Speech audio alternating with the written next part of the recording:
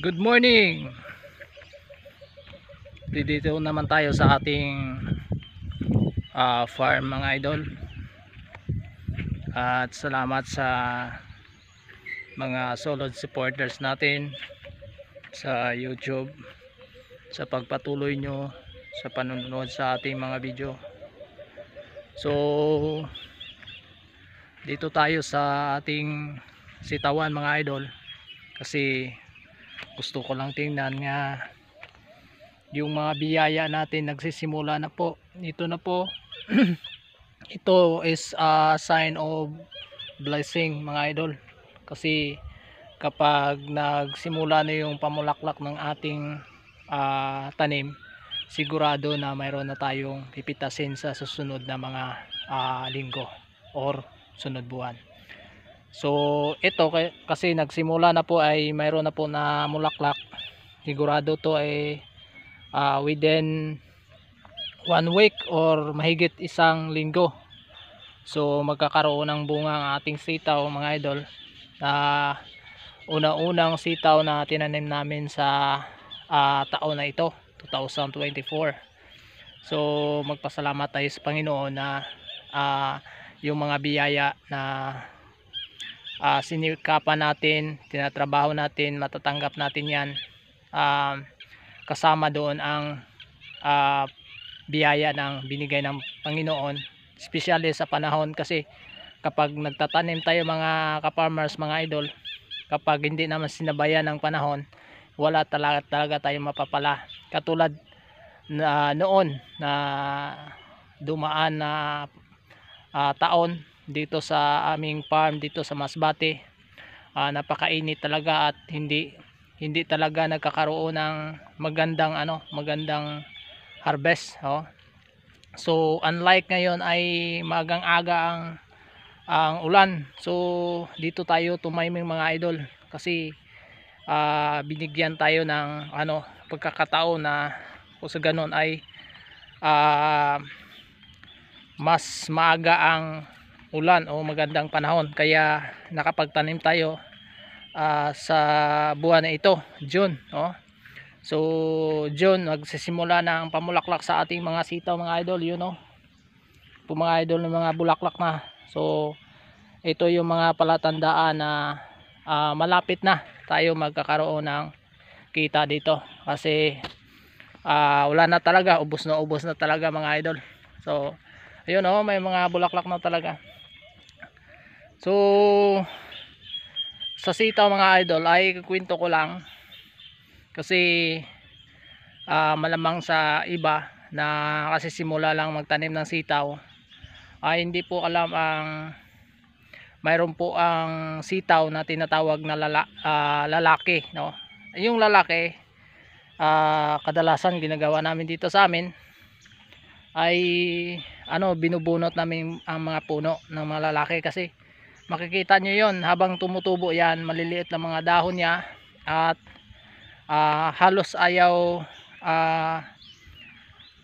tumubo. Kumbaga maliliit talaga ang mga dahon, at saka yung tangkay niya napakaliit at ayaw bumunga. Tapos doon ay mayroon naman siyang bulaklak pero hindi nagkakaroon ng bunga. Yun po tinatawag natin na lalaki na sitaw.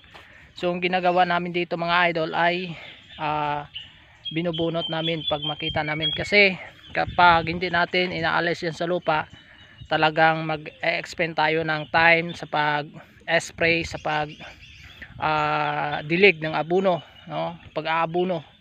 So nag-aksaya tayo ng panahon sa mga ganyan na mga tanim. Kaya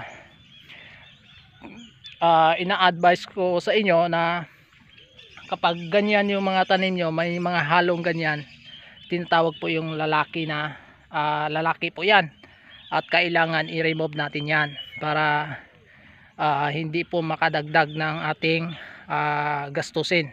So ganyan lang po mga idol. So salamat tayo sa Panginoon muli, na kung saan ay dito po sa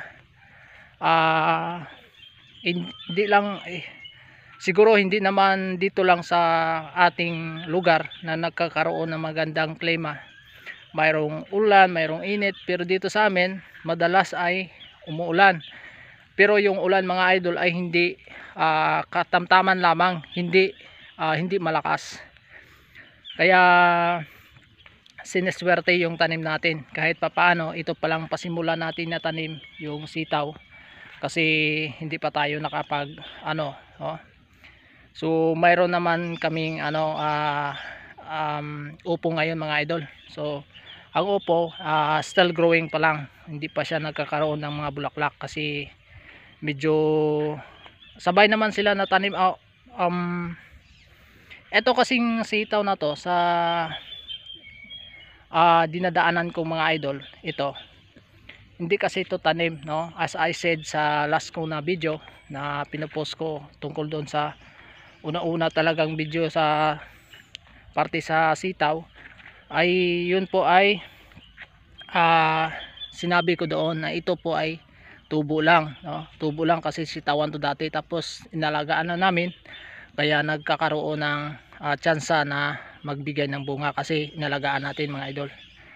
So dito meron akong yung kaya lang patay na yung example ng lalaki na sitaw na ating aalisin sa lupa kapag kailangan, kasi baka magasaya pa tayo ng oras mga idol. So as I said, na ito pong sitaw na nasa likuran ko mga idol ay hindi po natin tanim, no? Tubo lang po ito.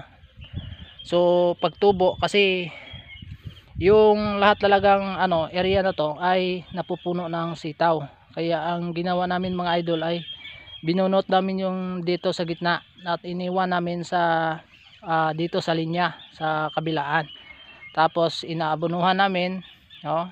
Pinaakyat namin at inisprehan, kaya kung tingnan nyo mga idol parang tinanim na rin yan.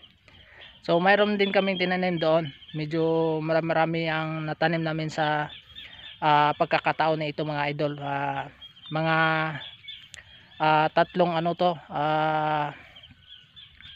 tatlong pagkakataon na pagtatanim, kaya dinamihan namin kasi walang kasabay na gulay. Ito lang yung una naming gulay. So yung ampalaya natin katatanim lang, at saka yung upo natin hindi pa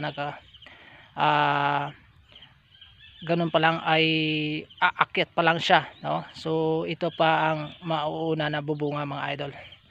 Ayun lang po mga idol, at salamat sa inyo na inyong time sa panonood sa mga video na ito. Ay huwag kalimutan i-share ang ating video sa para po na kung sa ganon ay ang ibang tao na hindi pa nakapapanood ay makapapanood. Salamat po at God bless inyong lahat.